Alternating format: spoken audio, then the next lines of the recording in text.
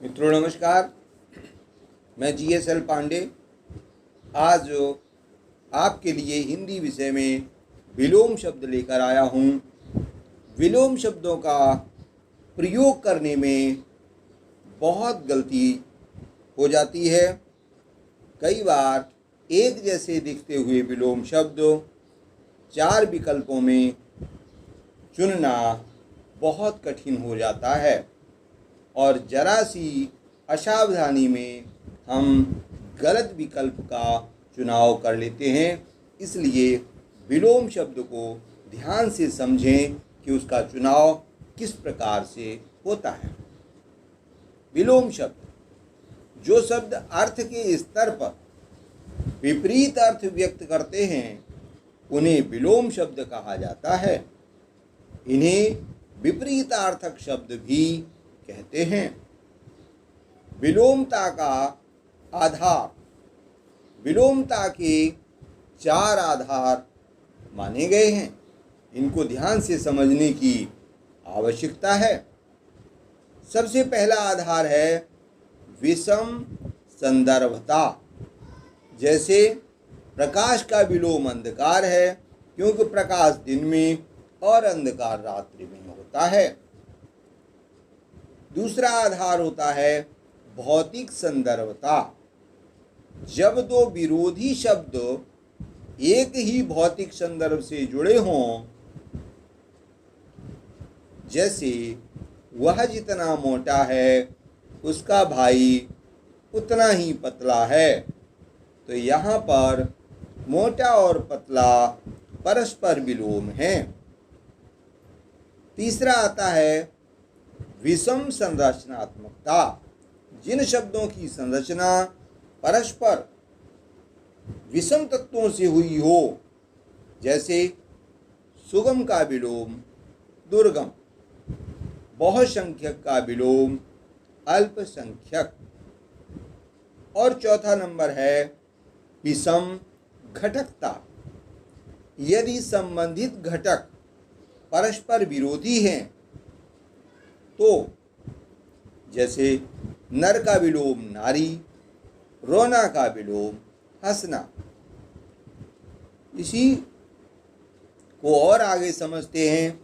विलोम शब्द सामान्यतः 2 प्रकार के होते हैं। एक तो सामान्य विलोम होते हैं और दूसरे निर्मित विलोम होते हैं। जो शब्द अपने सामान्य अर्थों से विपरीत भाव व्यक्त करते हैं वे सामान्य विलोम कहे जाते हैं। जैसे ठंडा का विलोम गर्म, रात का विलोम दिन, आदमी का विलोम औरत। इसी प्रकार दूसरे नंबर पर आते हैं निर्मित विलोम, जिनका निर्माण मूल शब्द में उपसर्ग प्रत्यय आदि जोड़कर किया जाता है। जैसे यश का विलोम अपयश, सुपुत्र का विलोम कुपुत्र, दुर्गम का विलोम सुगम का विलोम दुर्गम, उदात्त का विलोम अनुदात्त।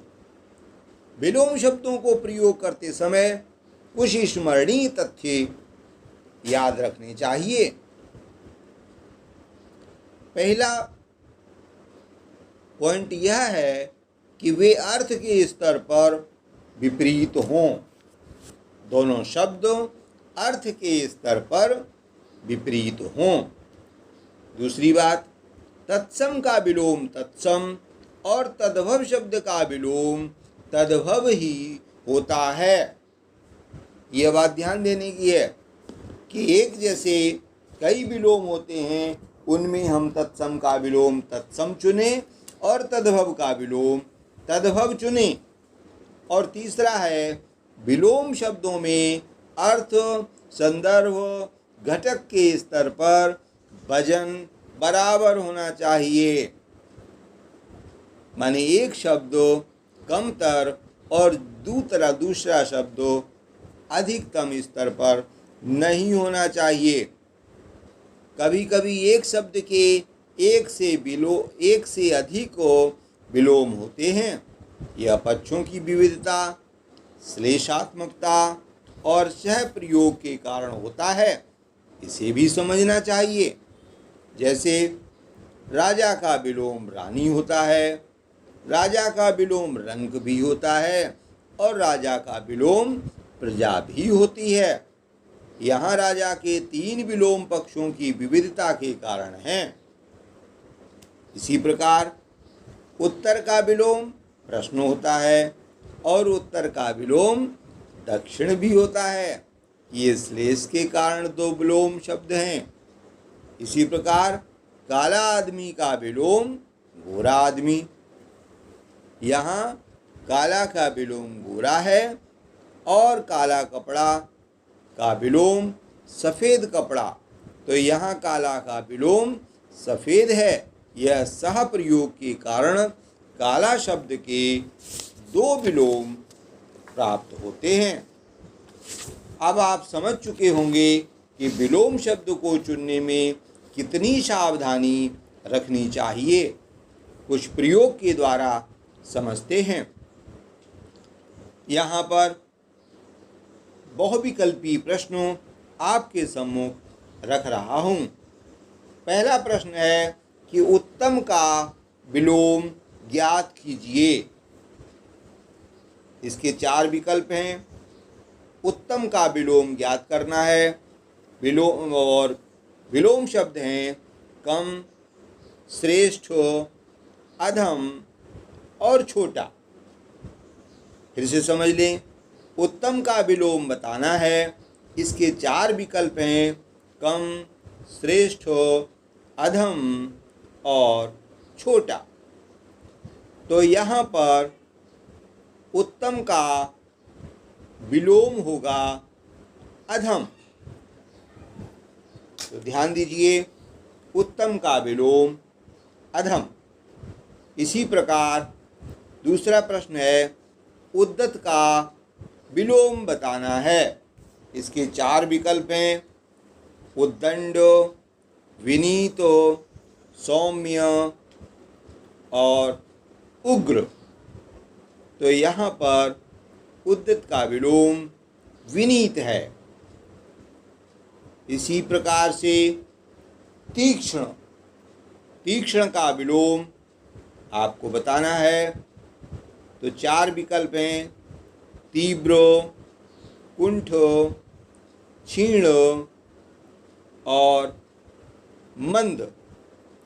तो इसमें से आपको विलोम बताना है। तो तीक्ष्ण का विलोम होता है मंद। तीक्ष्ण का विलोम मंद।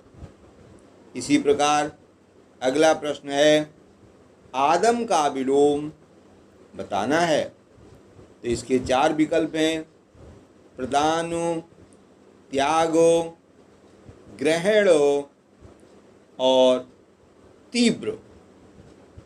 तो यहाँ पर आदान का विलोम होगा प्रदान करना, अर्थात विकल्प 1 सही है, प्रदान करना।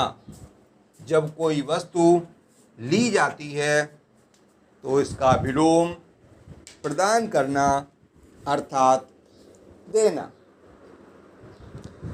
इसी प्रकार से आगे चलते हैं, निंदा का विलोम बताना है। तो इसमें 4 विकल्प हैं। पहला है हर्ष, दूसरा स्तुति, तीसरा परनिंदा और चौथा भलाई। तो इनमें से आपको विकल्प बताना है। तो आपको विकल्प का चुनाव करें। तो निंदा का विलोम है स्तुति, अर्थात बी विकल्प सही है। अगला प्रश्न है साक्षर का विलोम बताना है। तो इसके विकल्प हैं अक्षर, दूसरा विकल्प है प्रत्यक्ष, तीसरा निरक्षर और चौथा कोई नहीं। तो साक्षर का विलोम है निरक्षर। अगला प्रश्न है, अग्र का विलोम आपको बताना है। इसके 4 विकल्प हैं। पहला विकल्प उग्र, दूसरा पश्च, और तीसरा पीछे, और चौथा पूर्व। तो यहाँ पर ध्यान दीजिए कि कौन सा विकल्प है। तो इसका सही विकल्प है अग्र का पश्च, बी विकल्प सही है। अगला देखते हैं, व्यष्टि। व्यष्टि का विलोम आपको बताना है। व्यष्टि, और इसके 4 विकल्प हैं। ए भीड़, बी व्यक्ति, सी समष्टि, और चौथा समाज। तो आपको विकल्प बताना है, व्यष्टि का विलोम बताना है। तो इसका सही विकल्प है सी। सी उत्तर सही है, समष्टि। व्यष्टि का विलोम समष्टि। अगला प्रश्न है, नूतन का विलोम बताना है। नूतन। तो ध्यान दीजिए, इसके विकल्प हैं। ए पुरातन, बी नवीन, सी पुराना, और डी प्राचीन। तो इसका नूतन का ए विकल्प सही है, विलोम होगा पुरातन। नूतन का विलोम पुरातन। इसी प्रकार अगला प्रश्न है, उत्कर्ष का विलोम बताना है। 4 विकल्प हैं। पहला विकल्प उन्नति, दूसरा अपकर्ष, तीसरा आकर्षण, और चौथा परामर्श। तो ध्यान दीजिए, उत्कर्ष का विलोम अपकर्ष सही है, अर्थात विकल्प बी सही है। अगला प्रश्न है, आस्तिक का विलोम आपको बताना है। 4 विकल्प हैं। ए विकल्प नास्तिक, बी भक्त, सी राक्षस, और डी धनुष। तो ध्यान दीजिए, आस्तिक का विलोम नास्तिक होता है, अर्थात विकल्प ए सही है। अगला प्रश्न 12, अनुराग का विलोम बताना है। अनुराग का विलोम आप बताइए। तो ध्यान दीजिए, इसके विकल्प हैं। ए राग, बी विराग, इसी प्रकार सी खटराग, और डी पराग। तो इसका सही उत्तर है विराग। अगला प्रश्न है, संपत्ति का विलोम बताना है। विकल्प ए निर्धन, बी धन, सी विपन्न, और डी विपत्ति। तो ध्यान दीजिए, संपत्ति का विलोम है विपत्ति। संपत्ति का विलोम विपत्ति, अर्थात डी विकल्प सही है। और अगला प्रश्न है, कृतज्ञ का विलोम बताना है। कृतज्ञ। तो इसके 4 विकल्प हैं। विकल्प ए कृतघ्न, बी उपकार, सी नास्तिक, और डी अकृतघ्न। फिर से ध्यान से समझिए कि कृतज्ञ का विलोम आपको बताना है। तो कृतज्ञ का सही उत्तर है कृतघ्न। और अगला प्रश्न है, अंधकार का विलोम आपको बताना है। इसके विकल्प हैं। दिन, उजाला, प्रकाश, और चांदनी। तो इसका सही उत्तर है प्रकाश, अर्थात विकल्प सी सही है। अगला है दिवस। दिवस का विलोम आपको बताना है। इसके विकल्प हैं रात, बी रात्रि, सी अंधकार, डी रजनी। तो ध्यान दीजिए, दिवस का विलोम रात्रि सही है। और अगला प्रश्न है उत्थान का विलोम आपको बताना है। इसके विकल्प हैं ए प्रस्थान, बी उन्नति, सी अवनति और डी पतन। तो अब आपको बताना है उत्थान का विलोम। तो इसका सही उत्तर है पतन। अगला प्रश्न है आशा का विलोम आपको बताना है और 4 इसके विकल्प हैं ए प्रत्याशा, बी निराशा, सी अभिलाषा और डी दुराशा।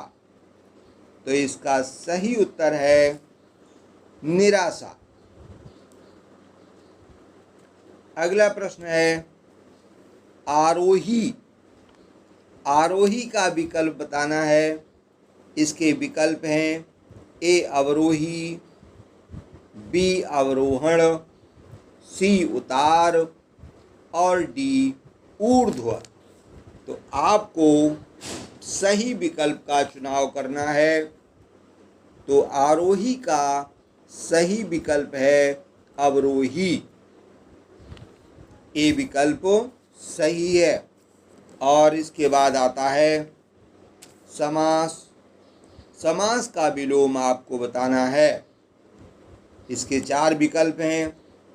पहला विकल्प है संधि और दूसरा है विच्छेद, सी व्यासो और डी कृष्ण। तो ध्यान दीजिए, समास का आपको